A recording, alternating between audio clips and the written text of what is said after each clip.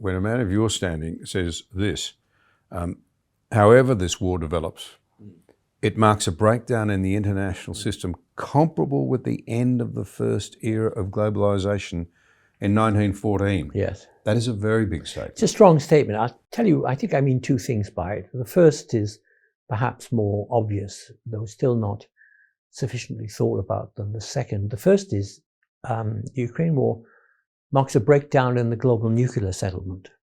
Yes. Very clearly now, and dangerously so. And dangerously so, in a number of ways. Take the least, maybe threatening to, at least in the short run. I think it will cool interest in civilian nuclear energy throughout the world. And that's unfortunate because as many, you probably take a similar view as I do, who've studied it, we all think that nuclear energy is a vital component of solving the climate problem. But although the Indians and the Chinese may still go ahead, the Chernobyl disaster links in the mind of the public the fear of nuclear energy with nuclear war. It's too risky, it's too dangerous, we don't want it. So outside of India and outside of China, it may cool that interest. But the second, of course, is that it may have an impact on proliferation, because Ukraine did have nuclear weapons, it gave them up, and look what's happened to Ukraine. And thirdly, but this is the really deep one, which I don't know that, I'm sure there must be people in NATO thinking about this and so on, but hasn't been all that much talked about in the public media, is that the classical deterrence theory was based on multiple rational actors. Yes. And rational actors meant by that not just that they would calculate and work out risks, but actually it was assumed that they had rather similar values to each other.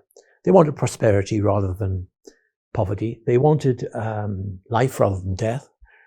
They wanted to avoid catastrophe to their own countries as well as to others. I think one of the things about Putin is that it's becoming questionable whether he shares all of those features. Not that he's necessarily irrational in the sense that he can still calculate his policies. He can still even calculate risks, but his estimate of the importance of the risks differs from ours. Let me give you an example. I mean, the more you read about the background, the intellectual background to the Ukraine war, his essay, his celebrated essay, and the people he's quoted from, the writers he's cited from, an almost semi-mystical idea of the Russian world emerges. What he's protecting is the Russian world. It's been damaged, it's been threatened, it's been challenged by NATO. It's even been existentially threatened, he says, by, or implies, or could be, by the West. Now, whatever the Russian world may be, it's actually larger even than the borders of the Russian Federation as it is now, because it includes Ukraine and maybe Moldova and Transnistria, and some other parts of the former Soviet Union. So if what he sees as his goal is to reunify that Russian world, and if he's prepared to incur great risks, even and to break the taboo, for example, to break the norm against battlefield nuclear weapons, if to do that, then his way of thinking, though in one sense rational, it's calculating, he exploits the weaknesses of others, he thinks about what to do next. He may not always get good information, because he clearly didn't get good information about how he'd be received in Ukraine, for example. And it may also be that his military preparedness, the preparedness of ground troops and coordination problems, logistical problems, is much, much worse than either he or anyone in the West thinks. All of that, but still it could be rational. But it's in the service of a worldview which isn't a Western worldview of the kind that nuclear deterrence actually presuppose. So I think it is close to becoming a crisis of the nuclear settlement, a crisis of the nuclear status quo, which, after all, let's remember, proliferation was halted. Not completely. Pakistan has the bomb, but South Africa didn't get it. Taiwan, lots of places that had programs didn't develop. It was all rolled back or slowed down. What could happen? The Iranians maybe resume their program after with a weak deal with the Americans. If the Iranians do it, then the Saudis will buy it off the shelf or do it themselves somehow.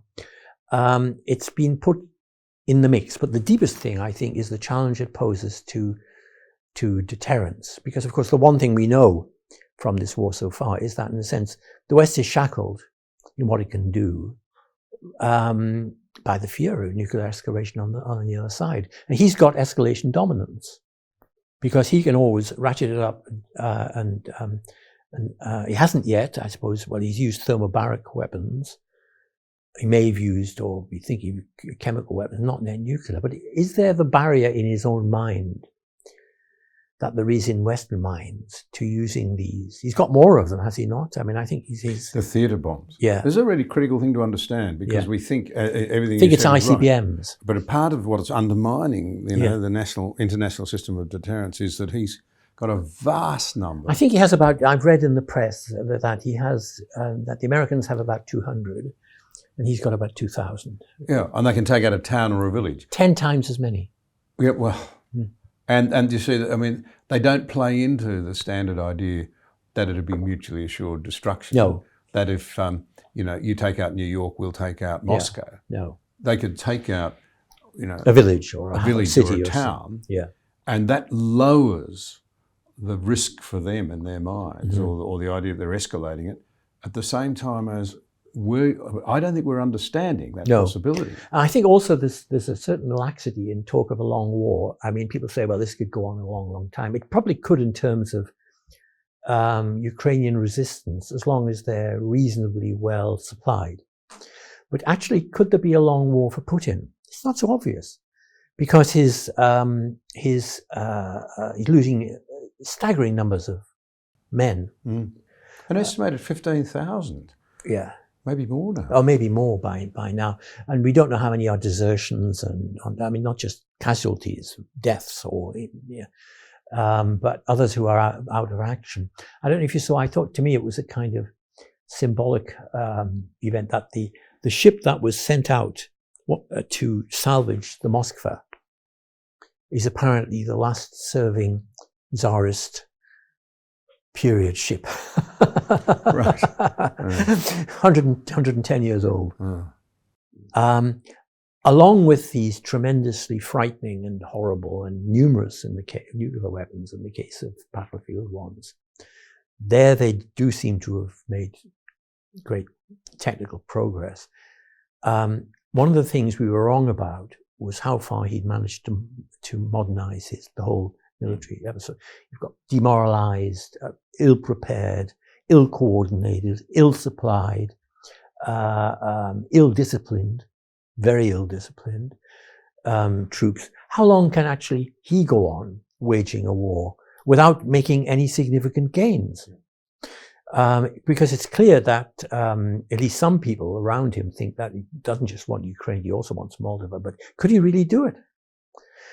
So one of my fears is that the temptation to him, I think we're in the realm of not of calculable risks, but of uncertainty here. We just don't know. But it might become more and more tempting to him to escalate. The closer that's the worry. Yeah. If you look back into Soviet and Russian history, Afghanistan was undoubtedly a factor in the collapse of the Soviet Union and the destruction of the Russian Imperial fleet at Tsushima in 1905, losing a big war.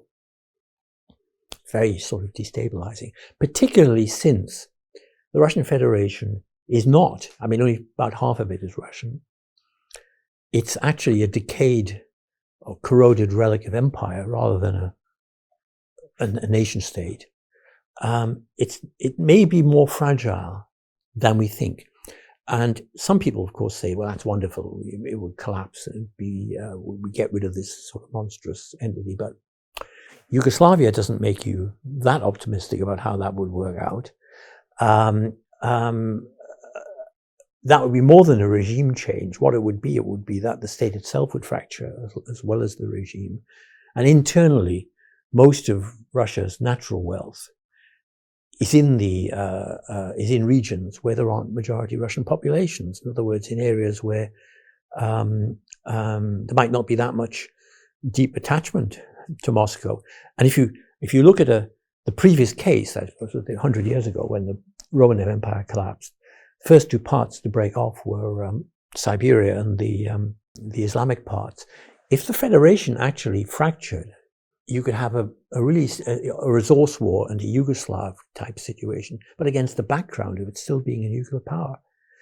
I mean, what I'm saying is, I'm not intending to make it insoluble. What I'm actually saying is, I don't think whatever happens in Ukraine, Russia is going to go away as a major risk for countries, for the whole world, for Europe, but especially for countries on its borders. If I was talking in Poland now, I would say, as well as Athens and Jerusalem, which have fed into your Christian culture and classical European culture, you might even have to take a bit of a leaf from Sparta.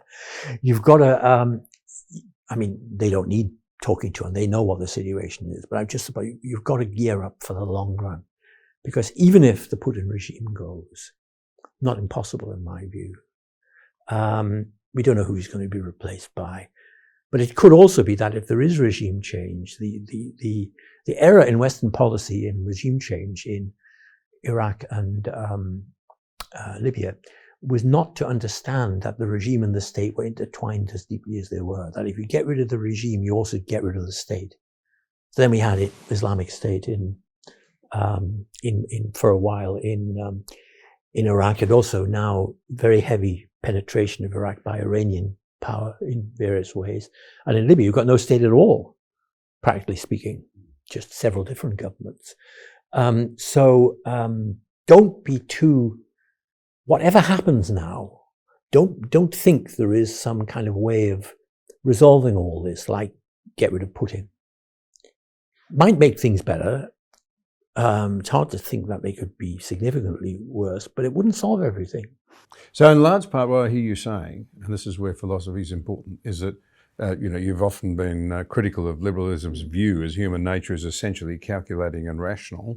Stop projecting the way we think onto them, both Russia and, for that matter, and China. They can be calculating and rational, all right, but their view of the world and of the relative risks and is still very different from ours. Yeah. Maybe especially so in the case of Russia, because in the case of Russia, there are these old religious traditions of apocalypse and